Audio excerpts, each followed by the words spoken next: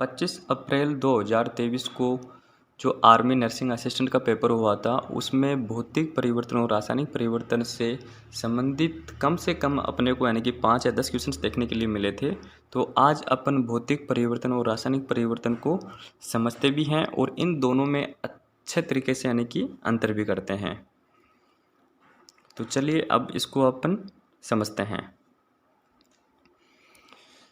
भौतिक परिवर्तन जो होता है इसके भौतिक गुणों में परिवर्तन होता है। भौतिक गुण से क्या मतलब है? यहाँ पे भौतिक गुण से मतलब है कि इसकी आकृति, अवस्था है, गंध है, रंग है आदि गुणों में इसका परिवर्तन होना भौतिक गुणों में परिवर्तन कहलाता है।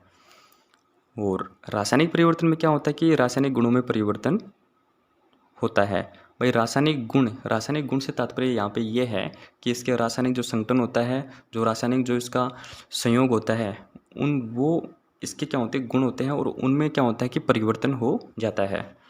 दूसरा पॉइंट होता है कि रासायनिक अभिक्रिया नहीं होती है, कि हम ये कहें कि भौतिक परिवर्तन जो होता है उसमें यानी कि रासायनिक अभिक्रिया नहीं होती है और रासायनिक परिवर्तन में रासायनिक अभिक्रिया होती है।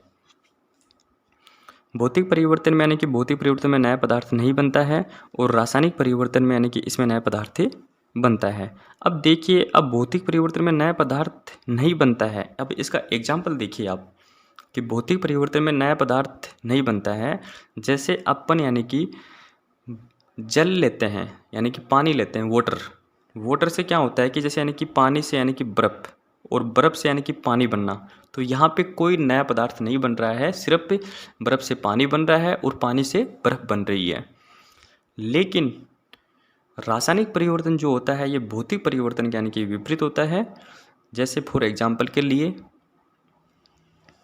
जैसे यानी कि इसमें कागज़ का जलना, कागज़ जलेगा तो इसमें यानी कि रासायनिक परिवर्तन होगा और एक इसमें यानी कि नया पदार्थ बनेगा। नया पदार्थ कैसे बनेगा? कागज़ के जलने पर यानी कि राख प्राप्त होती है। अब आप जो है राख को वापस आप कागज़ में नहीं बदल सकते हो, तो ये यहाँ पे क्या हुआ? रासायनिक परिवर्तन हुआ। जैसे अपन इनके और भी एग्जाम्पल लेते हैं।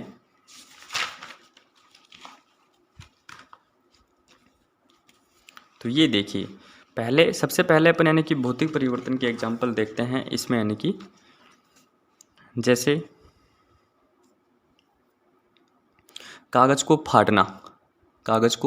फाड़ना, ये क्या है? एक भौतिक परिवर्तन है। भाई कागज़ को फाड़ करके अपन वापस यानी कागज़ बना सकते हैं। कागज़ कैसे बना सकते हैं?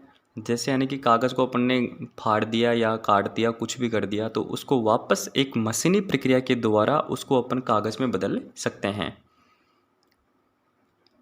दूसरा, बर्फ़ का पिघलना, मोम का पिघलना, धातु का पिघलना, घी का पिघलना, ये भी भौतिक परिवर्तन होते हैं। भौतिक परिवर्तन क्यों होते हैं? अगर धातु पिघल रही है तो वापस वो धातु में परिवर्तित हो जाएगी। जैसे लोहा पिघला, लोहे को पिघला करके अपन ने किसी और वस्तु को यानी कि आकार दे दिया, अगर वापस उसको यानी कि उस वस्तु का आकार देना है तो वापस उसको यानी कि अपने गर्म करके पिघला करके दूसरा आकार दे देंगे। जैसे अपन यहाँ पे देखो, पेड़ का कटना। अब आप ये बताइए कि पेड़ का कटना भौतिक परिवर्तन है कि रासायनिक परिवर्तन है? तो पेड़ का कटना भौतिक परिवर्तन होगा। भौतिक परिवर्तन क्यों होगा?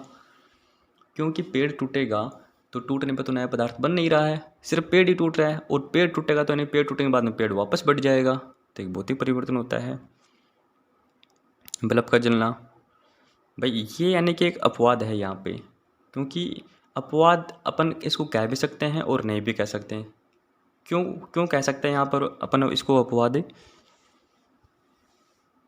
क्योंकि जैसे अगर अपने कमरे में बल्ब जलता है तो बल्ब जलने पर अपने को कोई नया पदार्थ नहीं प्राप्त होता है, सिर्फ अपने को यानी कि अपने को लाइट ही प्राप्त होती है। बल्ब के जलने पर सिर्फ अपने को यानी कि कोई नया पदार्थ नहीं बनता है।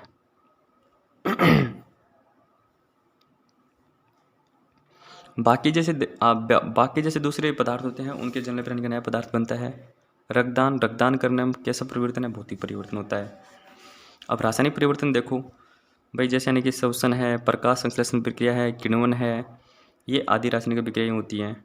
अब संक्षारण है, लोहे पर जंग लगना, चांदी का काला पड़ना, तांबे का नीला या हरा पड़ना, तो ये सब क्या है? एक रासायनिक परिवर्तन है, क्योंकि यहाँ पे जो है इसमें यानी कि एक नया पदार्थ बन रहा है।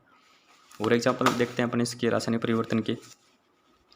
कोयले का जलना, क्योंकि इसमें एक नया पदार्थ बनता है। कागज़ का जलना, लकड़ी का जलना, अगरबत्ती का जलना। तो इन सब से अपने को यानी कि एक नया पदार्थ यानी कि अपने को राख प्राप्ति होती है और राख को अपन वापस यानी कि कागज़ या लकड़ी में नहीं बदल सकते, इसलिए ये रासायनिक परिवर्तन होते हैं। बाकी आप और भी एग्जांपल देख लीजिए, जैसे यानी कि भोजन का पाचन, दूध से दही बनना, सब्जियों में फलों का पकना, गोबर का सड़ना, अंडे का उबालना, बालों का सफ़ेद होना, रक्त स्कंदन, ये सब आदि यानी कि रासायनिक परिवर्तन के उदाहरण हैं। तो अब अपन वापस यानी कि अपने टॉपिक पे चलते हैं।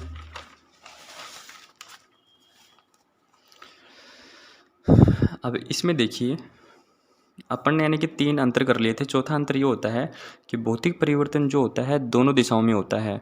रासायनिक परिवर्तन जो होता है ये एक ही दिशा में होता है। जैसे दोनों दिशाओं में होता है, इसका मतलब क्या होता है कि यानी कि ये उत्क्रमणीय भी होते हैं और क्या होते हैं, अनुत्क्रमणीय भी होते हैं। यानी क्रियाकारक से यानी उत्पाद भी बनता है और उत्पाद से क्रियाकारक भी बनता है। लेकिन रासायनिक परिवर्तन में क्या होता है कि इसमें सिर्फ यानी कि ये अनुत्क्रमणीय होते हैं। इसमें केवल क्रियाकारक से उत्पाद ही बनेगा बस, उत्पाद से क्रियाकारक नहीं बनेगा वापस। जैसे फॉर एग्जाम्पल के लिए दूध से दही बनना। भौतिक परिवर्तन जो होते हैं ये अस्थायी होते हैं, रासायनिक परिवर्तन जो होते हैं ये स्थायी होते हैं। अब देखिए, जो भौतिक परिवर्तन जो होते हैं वो अस्थायी क्यों होते हैं? क्योंकि जैसे जल से यानी कि बर्फ़ बनी और बर्फ़ से जल बना, तो यहाँ पे ये अस्थायी परिवर्तन है, स्थायी परिवर्तन नहीं हो रहा है यहाँ पे। अगर बर्फ़ से अगर और कुछ बन जाता है तो वो एक स्थायी परिवर्तन हो जाता है, लेकिन बर्फ़ से जल बन रहा है, जल से बर्फ़ बन रही है, तो ये सिर्फ केवल यानी कि एक अस्थायी परिवर्तन है।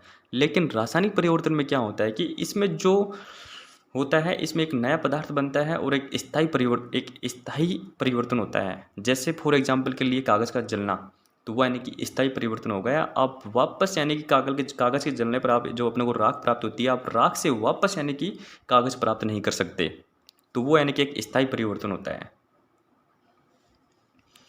तो अपन ने इस प्रकार से यानी कि भौतिक परिवर्तन और रासायनिक परिवर्तन में यानी कि अंतर देखे, और जिनको ना समझ में आया हो तो वो कमेंट करके बताएं और चैनल को सब्सक्राइब भी कीजिए।